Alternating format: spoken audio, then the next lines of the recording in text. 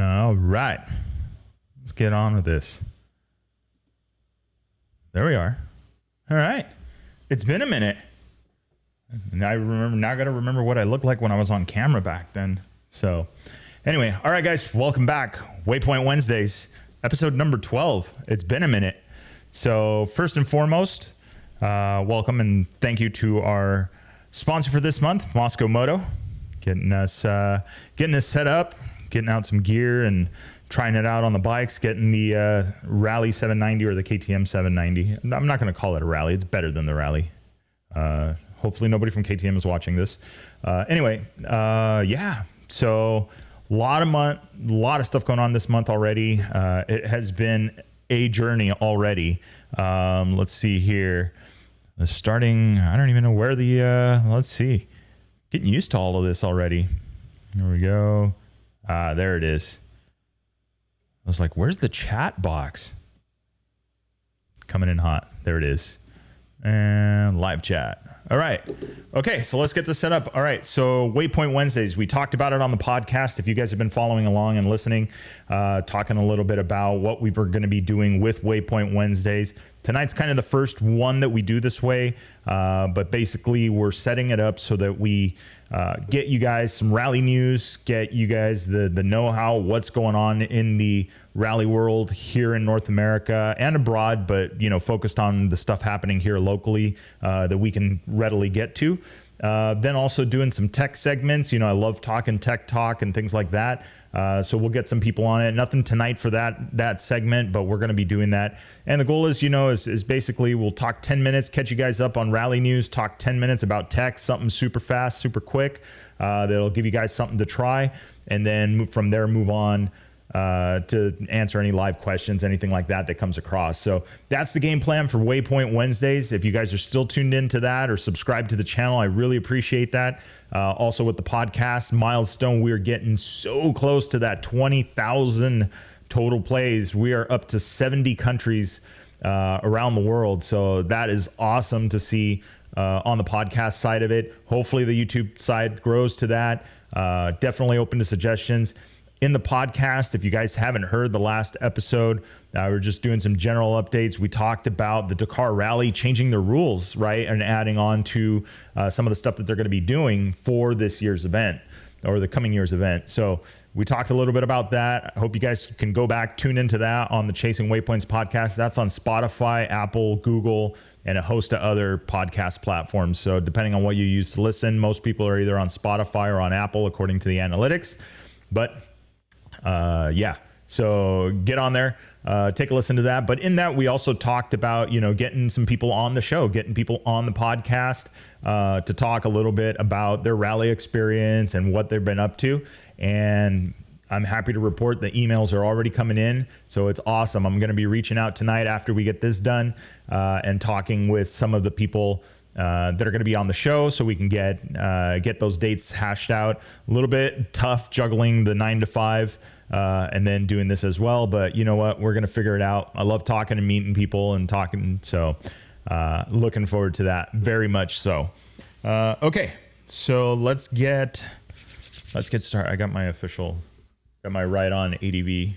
I'm trying to go with the Steven Tyler Aerosmith thing and just start decorating the microphone stand. We got the little maraca from the event. So, all right, here's what we got. We've got actually coming through. I'm keeping an eye. I'm organizing my inbox so I can get as much information in one place and then be able to relay that to you guys. So here's what we got so far. So this week the inbox has been going off. There's been a lot of announcements out of the Baja Rally camp. So first and foremost, one of the biggest ones. So we already know that Paul Torres and the team from Rebel X have joined forces. They are now fielding two rally bikes, two Tenere 700 rally bikes overseas and doing that. I hope to see them at Dakar, but I don't think the rules allow for 700 cc's yet, or twin cylinders for that matter. So it'll be interesting to see what they do. And this year with more dunes and more open desert, that should be interesting to try and manhandle one of those big bikes. I mean, obviously Paul Torres is, if you've seen the Seeker videos, he's more than capable of doing so. And then running up the side of the mountain, I think he was at 6,500 meters or something like that. I don't know. There's a video of it. But what I'm getting to, so let's go back. Baja Rally. So Baja Rally this week announced that Lawrence Hacking will be returning to the Baja Rally, the 6-day Baja Rally event, and that is going to be aboard one of the Yamaha Tenere 700s. So absolutely stoked to see him.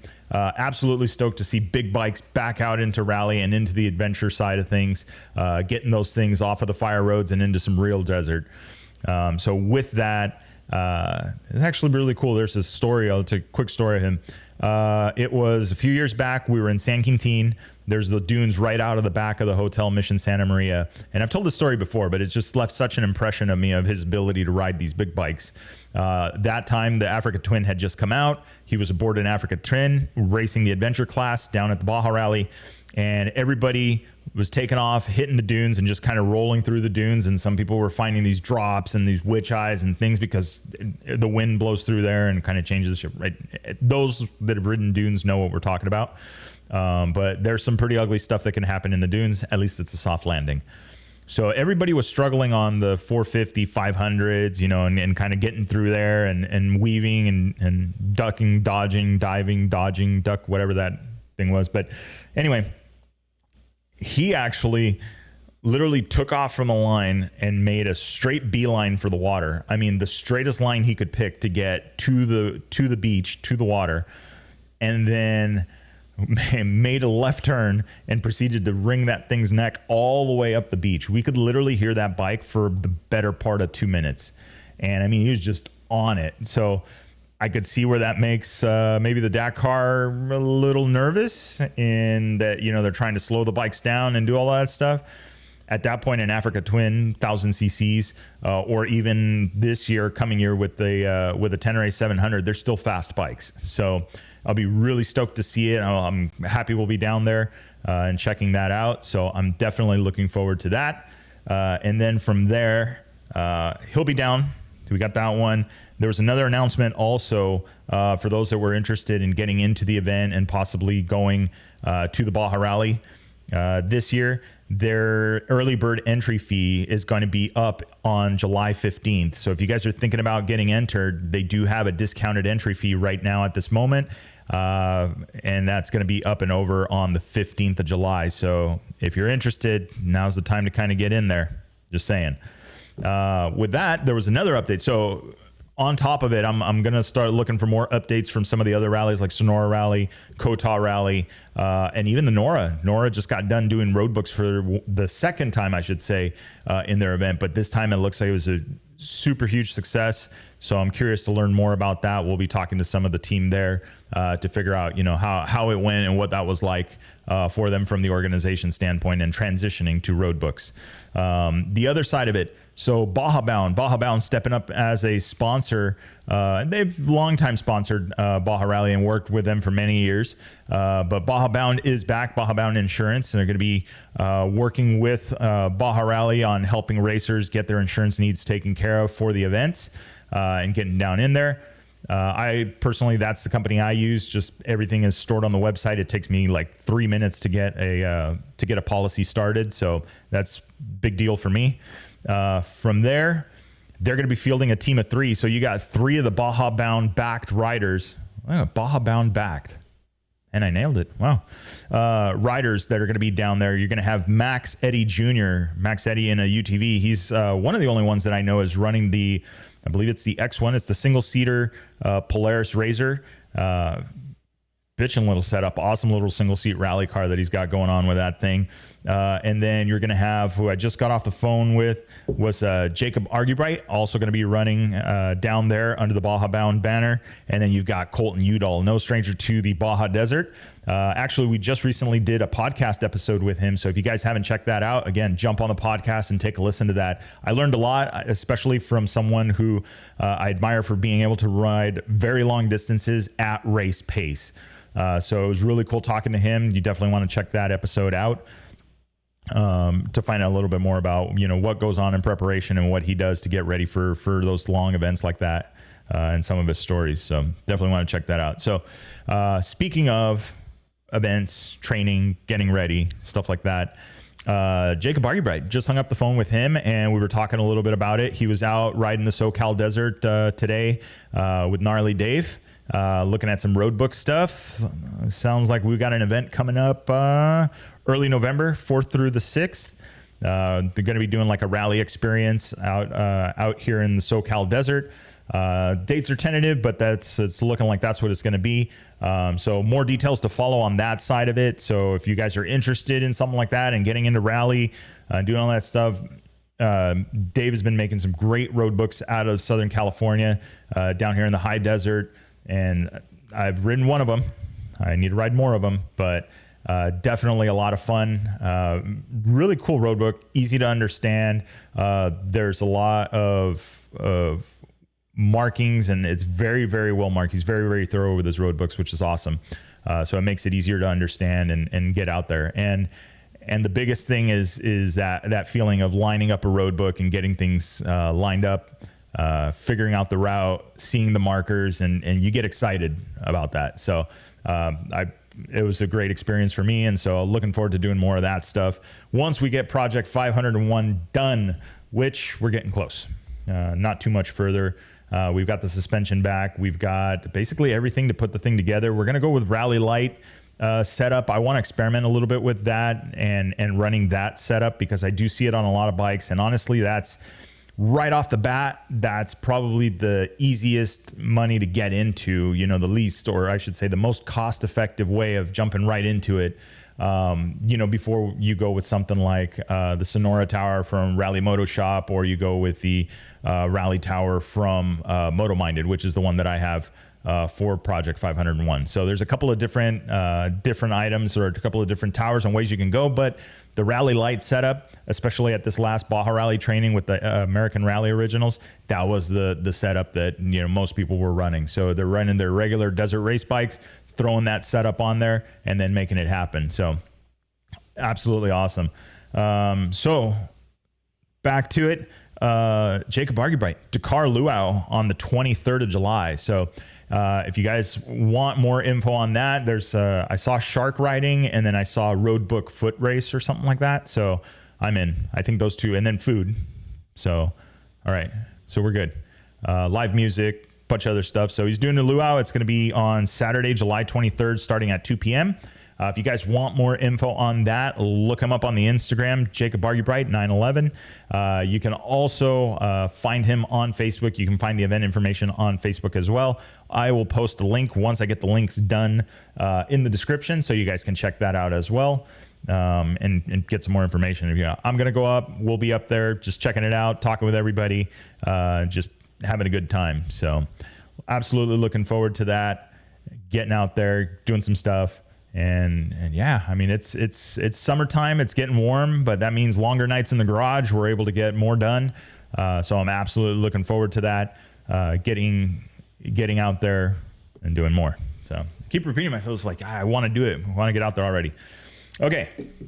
Let's see what else we got. All right.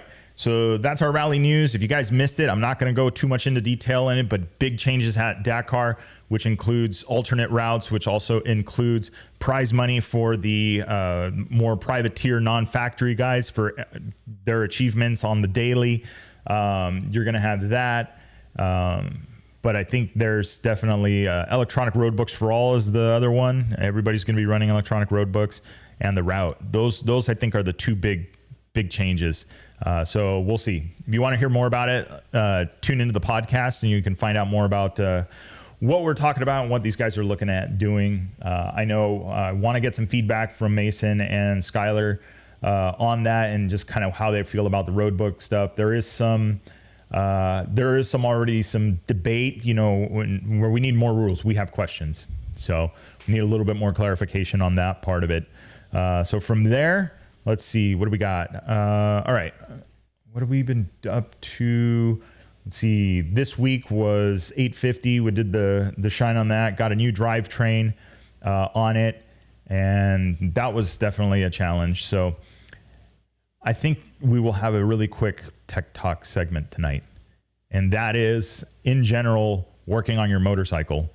I've ran across this a couple of times in the automotive industry, working at BMW Motorcycles, now working for an electric car manufacturer.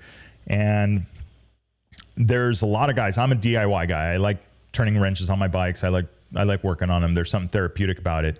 And one of the things to me was being able to see something, look at it, and go, okay, well, yeah, we can set this up. We can get it right. You let your OCD take over and you get it just right. You adjust the chain a bunch of times so it gets right.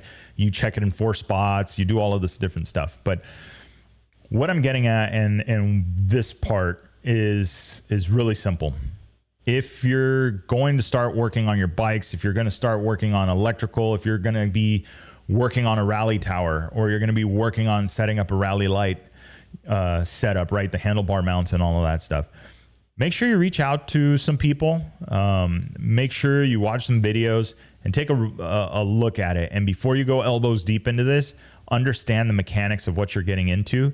And you're going to save yourself a lot of headache. If you just go rip the box open, get that candy bar out of the bag from Rally Moto Shop or whatever, and then you're munching on that, and then you want to go ahead and go into just straight into mounting stuff, you're going to hit some roadblocks. So it's just part of it. It's the nature of it. Whenever we modify things, that's just one of the things that it's going to happen. So take your time, lay things out, really just kind of absorb everything. The big thing too, I suggest, is the DIY side of it. If you are inclined to do so and you see the videos and you reach out to people and they kind of give you a game plan, do it. Because the next time you have to do it, and I literally say you have to do it, is going to be out in the desert when something went wrong, something came loose, and you don't know how it functions and you don't know how it goes together. You're going to lose some time, and hopefully somebody will stop, which normally does, but you want to avoid that stuff. Where to put thread lock, where not to put thread lock, how much thread lock, what color thread lock, all of that stuff. There's all these little details and intricacies when it comes time to working on a bike or working on your car for that matter. So definitely pay attention to that. So the tech tip this week is read the instruction manual or watch the instructional videos on YouTube. Don't just watch one, try and watch a couple, because I've seen some stuff that's pretty gnarly in either direction. So definitely want to check that out. But that is what I have for this week. Short show tonight, about 20 minutes. So we're about 10 minutes short. So my goal is 30 minutes, something simple, keep it quick.